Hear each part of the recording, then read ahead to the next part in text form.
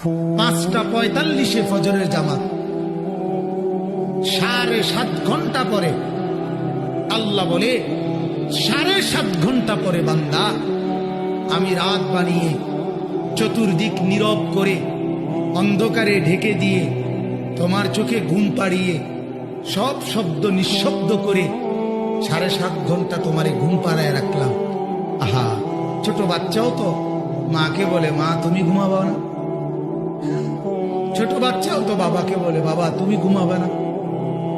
আমরাও তো কোনোদিন বলি নাই মাওলাকে মাওলা সারাদিনের এত ব্যস্ততার পরে আপনি ঘুমাবেন না। মাওলা বলে না তুমি ঘুমাও, আমি জেগে আছি। ওই যে রাত 2টায় যদি তোমার পেশাব করতে হয় তো তোমার তো চোখ খুলতে হবে।